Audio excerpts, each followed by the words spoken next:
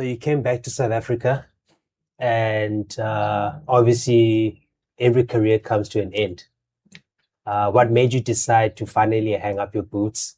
And what at that time, what were your initial plans for after your retirement? Yeah. Um, Look, I was with the Pro Sport International for my entire career, I think. And then closer to the end of my career, I was looking at, maybe going in that direction as like an agent or something like that, because obviously Pro Sport had offices all over in Johannesburg, Durban, Cape Town, even in Europe as well. So the thought was like, me taking over the office in Cape Town and running football, the agency in football in Cape Town. But then um, we I ended up having more kids and a set of triplets. Oh, So, that's not easy. And then when I spoke to Mike McCarver, and we were discussing about it, and he was offering me the opportunity, to run the Cape Town office. And then I said to him, I don't think I'll be able to do it because I have a lot of responsibility now with the kids. And uh, doing the agency job, there's no real time limit to it, because sometimes if a player has to arrive from Johannesburg that's arriving in Cape Town, you need to go and pick them up at the airport, sort them out with accommodation and all those kind of things. So I said that would have taken too much of my time. And then, the funny thing is, I always used to say, I will never coach, because from what I've experienced over my career, with coaches and stuff like that, I didn't feel like I wanted to go that route. And then after this, became okay. Let me see, if I try out, with the under 19 team, maybe for the Bale tournament. And then I got involved with Ikapa, which had an ABC franchise. I remember that. Yeah. And then I was hanging around there, on the training ground, helping out. And the next thing I know, I'm one of the assistant coaches, part of the team. And but the coaches that was there involved, gave me a different outlook on coaching. And not only that, how you do things the right way, be open and honest, especially with players, because I know of experience, some coaches, they could never be straight up with you to tell you, this is the situation and blah, blah, blah, or this is the reason why you're not playing and things like that. And I thought, if I do that, maybe I'll enjoy it, and it could work. And I just told myself, this is the route I'm going to go. And things started to develop. I was there with the Kappa for a couple of seasons, ended up at Magic for one season after that. Then I got my opportunity to coach at the NFD level with Steenberg. I had a short spell with him, I think for about 10 to 11 games. And then I got the opportunity to go to Cape Town Spurs, which, the setup there, how it is. It's very, professional. You got not a lot of teams have a facility like that in South Africa, actually. So being a part of that, having a coach's office, head coach office, you got the gym, you got everything that you need as a professional footballer. And that is where I realized, going through all this couple of years with the ABC teams, prepared me, for that level. And I ended up enjoying it there. Yes, after we got promotion to the PSL with Cape Town Spurs, the normal thing with coaches, you get fired, you get hired and stuff like that, which is the normal thing. We always say, there's one thing as a coach that you guaranteed. Yeah. Getting fired. So yeah, that went quite well. And then after the firing, ended up, they called me back last season to be a part of the ABC setup that they had after the relegation. So yeah, that is how the coaching thing ended up. Okay, so you're still at Cape Town Spurs now? Yeah, I'm still there, part of the plans, going forward, yeah. Okay, yeah. I mean, from identify a lot to Cape Town, so it'd be nice to have PSL football in Cape Town. Yeah, no, that is the biggest thing I think that we're lacking now. I mean, you can't really count Stellenbosch because they're not in our region. But I mean, for us, previous years, we had up to 4 teams in the PSL, and not even in the PSL, and then you still have the NFD teams as well. And now we're sitting with only one PSL team, which is Stellenbosch. And we hardly have NFD teams. Where we had five. When I played NFD at Milano, there was a time where we had 5 NFD teams in Cape Town, which was a massive thing for us. Like, and now we're sitting with nothing, almost nothing. Yeah, just Sad. 2 now, with Hope Yeah, FC coming Hope in. FC coming up like now, and Cape Town City. Yeah, so yeah, but I mean that changes a lot for footballers in Cape Town as well. Yeah. Because now there's less opportunities for the quality players that we have available in Cape Town. So now these guys have to go outside of Cape Town to go look for opportunities.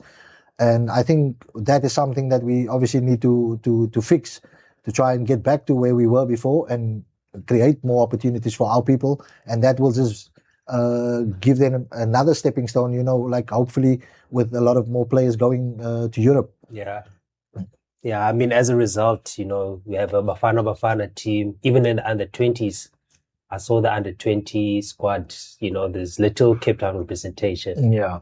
And it's not a reflection of the talent that's here. No, And I mean, you guys are talented. definitely not. Because I always use this an example, like, and say, like, for example, now the under 17 national team, under 20, even under 23, they get selected from the PSL teams, from the NFD teams, and then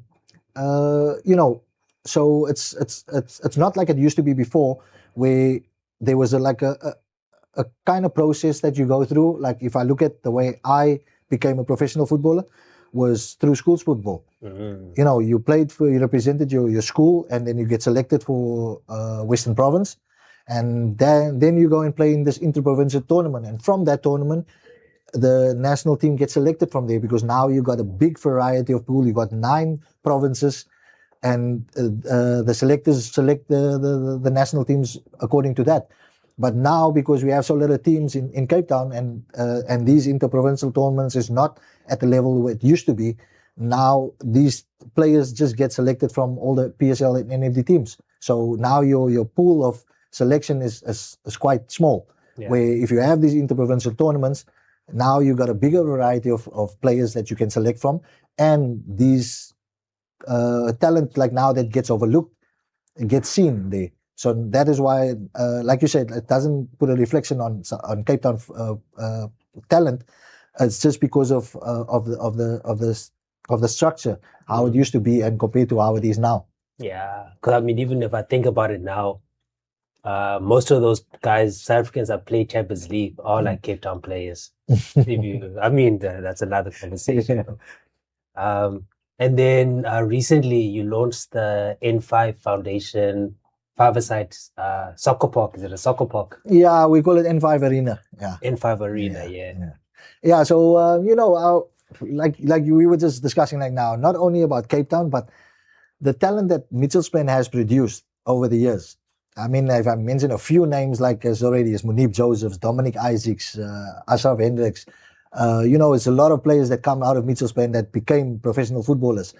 And I believe there's a lot of talent, based in Mitchells Plain. And for me, coming from that area, I just felt like, what better way for me to give back is to open a facility like that, for our young generation to be able to have training and coaching clinics at a decent facility, because that is one of our biggest problems also, not only in Mitchells Plain, in Cape Town as a whole. We don't have quality facilities, for our teams and especially our youngsters to play at. And that plays a big role also in your development, Yes, our time, we know the street football, that makes us streetwise and stuff like that also. So there's both sides of a coin like that. You can look at it. But also, like, having that raw talent and then putting them on a quality facility that will just possibly improve them even more. So that is why I thought, like, why not put this in Mitchells Plain and use it as a base, like, where we can identify talent and also try and develop players, like, to a good quality, and create opportunities for them, not only for local football but also to go abroad.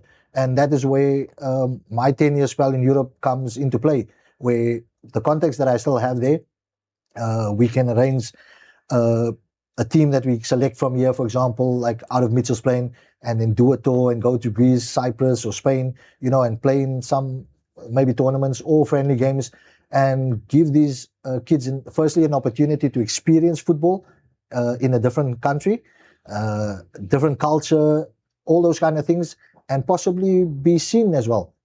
Create that opportunity where scouts can then see, oh wow, there's some talent here, and maybe get these kids to sign in clubs overseas. Yeah. No, I think one thing you touched on now, that street football aspect. If you look at countries like France, Spain, Holland, their street football got replaced by five-a-side. Five-a-side, yeah. The same thing like with South Americans as well. If you look at Brazil as well, Yeah. all these guys, Neymar, Ronaldinho, them, they're all, that is where they develop their skills, Yeah. for example, the flair and those kind of things. And then it's just like, obviously, like the mentality that also needs to be looked after, like, make sure that they got the right mindset, like in things like that. And this is something that I mentioned the other day, like if we look at like the passing of Jaden, that also has to open a lot of people's eyes. Like, that all player footballers, like people look at footballers and look at them as like robots. Like, they're there just to run off the ball, these kind of things. But they don't understand. And also like they think these guys earn a lot of money. They shouldn't have problems and things like that. But they don't understand, like, they're human beings as well. They have difficulties in their lives, like whether it's family problems or whatever problems there is, like, they need to realize that also. And we need to try and tap into this with the youngsters, like with their mentality, to make sure that don't be afraid. Like if there's something that's bothering you, there's people that you can speak to. And that is how I deal with players as well. Like even at Cape Town Spurs, I tell them straight, you guys are not robots, you human beings. Like if you have any issues, our doors open. You can come and sit with us. You can discuss whatever personal issues you have. If you don't want to speak to me, you can speak to the assistant coach. You can speak to the physio if you want to speak to him. Because some of the players are used to being around the physio because they're always in the treatment room. So, they blubber everything out there. Like, there all the things comes out. But I mean, that's why I say, like, if they don't want to speak to the head coach, there's assistant coach, there's the goalkeeper coach, there's everybody else that they feel comfortable with, like, to share, like, what is bothering you or what issues you have. Yeah. And see how we can assist you and help you with that. Because mentally, if you're not ready or switched on mentally on match days or training sessions, you're not going to get out of them what you expect. And sometimes these small mental issues that they have, it could cause a issue for them. And that's why we need to be open and honest with the players, and also treat them also like they're human beings, and we care about them, and we concerned about their problems outside of the football field as well. And wherever we can assist, we need to do as much as we can to try and help them. Yeah.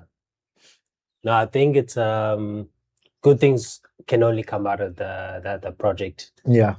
No, I mean, I always said, like, even everybody's comments, like now also, like when we're busy with the holiday coaching clinics and stuff like that, all the parents always comes and, and thank me for doing this, like, and stuff like that. And I said, look, at the end of the day, it's a business for me, and it's the part of the development and that I want to do for the youngsters.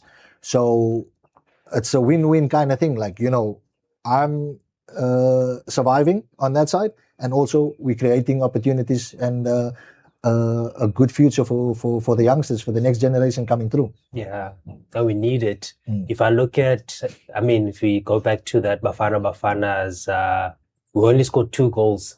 One was a open chance. The other was a penalty. The player who scored that goal, Maseko, he was part of again 5-a-side program done by Dreamfield Projects or something like that. I'll get the name. Yeah. But that project was started in 2015. And coincidentally, the guy who scores the goal is a product of a program that was centered around 5-a-side, street soccer. Yeah. And, if you look at, like, after the 2010 World Cup, SAFA was supposed to open these facilities all over the country for the money that they got. I don't want to get into that, but if that had to be done then, imagine like where we would have been now. You understand? Even with 2022, we could have possibly be part of that World Cup as well, with the infrastructure that we've set aside for the youth coming through, development phases, like in systems that we put in place.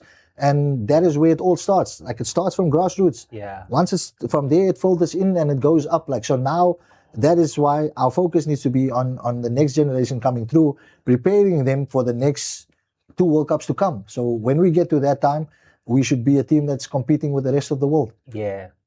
So I'll be on the lookout then from definitely 2030 World Cup, 2034 definitely someone from that project is in the Bafana. Or you I in the hope so. Bafana. I hope so. Like I always say when I speak to the kids, like, you know, for me, even if I make a difference in one kid's life Yeah. out of that millions that, for example, that we have in our country, or even if you look at just Cape Town and Mitchell's Plain, you know how big Mitchell's Plain is. Yeah, Mitchell's Plain is like a town on its own. The size of So Norway. so if this project with N5 can make a difference to one kid's life, and we can create an opportunity for one kid to achieve their goals, that will be job done, like, you know. Yeah. Because yes, we would like to have more and more and more, but even if we change one person's life, it will make a massive difference. Okay, no, perfect and exciting. I won't lie. If you're looking at yourself as a 16-year-old, you've had to rewind a 16-year-old. What advice would you give yourself? And what advice would you give to a 16-year-old watching this thing now? What advice would you give her? Okay, if I speak about myself first, like, you know, physicality wise, you know, you need to be strong. And that is what I think what a lot of them will see, like now, looking at the World Cup. That physical strength is a massive thing. You need to have that, because that is what a lot of teams focus on. Because if you're strong enough, like, you'll be able to manage and get through everything. And that's part of your physicality and all those things. And for these kids to realize, like now, if you look at Lamine Yamal, even last night when I watched the game, he was pushed off the ball so many times. So yes, you can have the talent and the skill and the quality, but if you don't have the physical presence and strength, you will lack, you know, some way. So that is things like, and look at players like Ronaldo and Messi and what they do. You know, if we look at that's our biggest two icons, like, you know, of this generation, and look at their lifestyle, look at the things that they do, and how they, even Ronaldo as a 41-year-old, still trying to break records, like, you know. So that is why I said, like, the goals that you set for yourself, things just don't happen overnight. There's a lot of sacrifice, a lot of hard work that you have to go through to be able to succeed these things. And you need to look at those players' lifestyles and say, okay, I want to imitate this. I want to try and do that, and to be able to reach that level of that those players are at in the world. Yeah. And in terms of legacy, because obviously, like now, say in 100 years' time, what do you want Nasief Morris? If someone mentions the name Nasief Morris, what do you want them to remember you by? Firstly, I want them to remember me as the type of person that I am. I mean, I'm not gonna say what because a lot of people, they know me, they know what type of person I am, and how I do things and I deal with situations. So I want them to remember me like that first, before Nasief, the professional footballer, and I want to leave behind like a legacy, and that is why this facility that I built is part of my legacy that has to continue on. Like, if I'm not here one day, my kids or close people of mine could still run this thing like how it's supposed to be run, and to try and develop and to carry on what we are trying to do, to create these opportunities for the youngsters, and to develop them to a stage like where, you know, they can make it anywhere else if they want to go and try their luck. Okay, sounds exciting. Okay, before we end, gonna do some quick fire questions. Don't be controversial. Don't want to get into trouble. Number one, who's your toughest opponent that you ever come up against? Well, for me, I have to say Barcelona, because before I even went to La Liga, I had the opportunity to play against them in the Champions League with Panathinaikos. And Was it Ronaldinho? Yeah, Ronaldinho, Eto'o, Iniesta, Messi, them all. I mean, Messi just, I think, broke through that time. You know, he was still a young talent, like at that time. So, you know, coming up against a team like that, it's one of the most difficult teams, like, you know, to face. Where in the 1 year with the Champions League that we played against them, at home, we had a decent result. Like, you know, we had a 0-0 draw at home. And the return leg at Camp Nou was a completely different ball game. You know, they always used to say, like, when you play against teams like that, it feels like you're playing uphill. Like, you playing uphill, they're coming downhill, like, you know. And that is how it felt, because, I mean, just the experience in the first start of the game. We went 1-0 down after, I think it was like 35 or 40 seconds from kickoff. We never touched the ball. They sent it, kept the ball. I think I remember, like, Eto drawing me in. I followed him. They played the ball over the top for, I think it was from Bommel or something. Went through 1-on-1 with the keeper, 1-0 down, 40 seconds into the game. So imagine you conceding like that. This is going to be a long, long night, like, you know. So that's why I say, with coming up against teams like that, you know, at that quality and stature, it's always very difficult. Yeah. And then you mentioned the coach at Panathinaikos, but who's your best coach in your career? Wow, that's actually very difficult. I think there was Jose Peseiro, I think, Portuguese coach. He was also one of the coaches at Panathinaikos. I think for me, he was one of the best coaches that I had, because, you know, they were very focused on detail. They used to bring individual players into a meeting room, show you your video clips, you know, show you where you can improve or should improve, and what you did well and what you need to carry on and continue with. And I think that for me was the biggest thing for me, where coach was concerned. You know, focusing on those small elements to make sure that you as an individual can improve, and then automatically the team improves as well. Okay, nice. Favorite arena or stadium that you played in? You mentioned New Camp.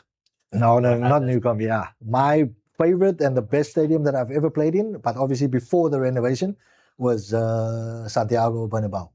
For me, it's the most amazing stadium that I've ever played in. And I'm sure I would like to go back to see the new arena after they did the renovations, like, you know. But yeah, my best stadium, Santiago Bernabeu. The 2030 World Cup is going to be, Spain is going to be one of the hosts. So perhaps you'll be there with one of two players from which you played in the I hope project. so. I hope so, yeah. And then they can also get to play there. Yeah. Who's the one player in South Africa right now to keep an eye on? Maybe give us a glimpse of the future. Any player that you've come across under 20 that you think that, yeah, he's not savior. Don't want to put him under pressure like that. It's difficult, because, you know, we got a lot of good talented players, but I can't pinpoint like anybody like at the moment, like, you know, to say like, you know, this is our next superstar like coming through. And I think that is, like I said, we spoke about this, and that has got a lot to do with our development phases, like in a structure like that we have in place. And if we don't get that right, you know, we're gonna have very little players like that will become those superstars from South Africa. And but like I said, like those players individually also, it comes to you as an individual as well. It's what you want out of your life, and where you want to what is your aim, what is your target that you want to set for yourself. Like I said, for my target was always, I wanted to play against the best in the world. And if they have the same mentality, and not only that, even more, you know, trying to be able to break records, and that should be easy for us as South Africans to do, as South Africans going to other countries or representing the country in major tournaments. There's a stepping stone. Those are target. There is a lot of records that can be broken, and that is just, like I said, the mental part of things, the mentality. That's the biggest thing. Like, how far you're gonna push yourself, and how far you want to go and achieve like the highest goals that you set for yourself. Okay, and then lastly, one word to describe Bafana Bafana. It can be anything. You know, it can be kind or anything like that.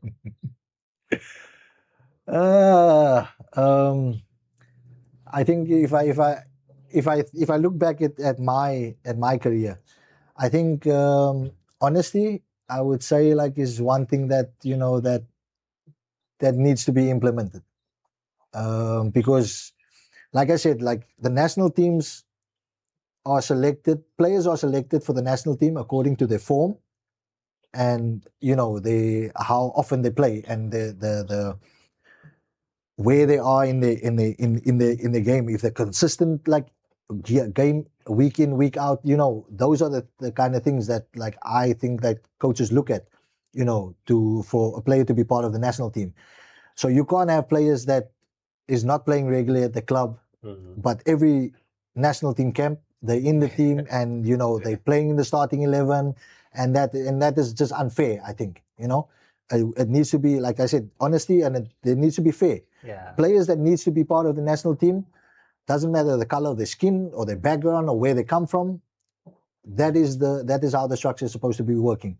You're playing regularly at your club, whether you're playing in Spain or you're playing in Greece or you're playing in America. You based on your form. That is how you're supposed to be part of the national team. Because if you look at the rest of the world, if Lamine Yamal wasn't playing at Barcelona regularly every week, do you think he was going to be part of the national team? And that is what I'm trying to explain.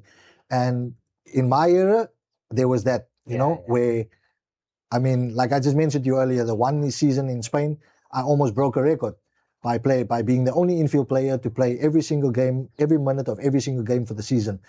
Obviously, goalkeepers is different. Eki Casillas used to do it like at Real Madrid, playing every game for the whole season, but never infield players. And being on a role like that, and coming to the national team for the Confederations Cup and being dropped from the national team, it doesn't make sense, But like I said, I'm not going to go into that, but I'm using it as an example, honestly, of what happened to me, and which shouldn't happen to anybody else in this country. If you're good enough, you need to be part of the team. If you're playing regularly at your club and you in consistent form, that is how you get selected, and not on who knows who, or I've been part of the national team for a few years before, so I need to be part of, like all these kind of silly things. Like, just be fair. That's all, Yeah, no, I think that's it's not too much to ask for. Yeah, exactly. Okay, let's end it at that. We'll catch up again in summer when the weather's nice. No, definitely. Perfect.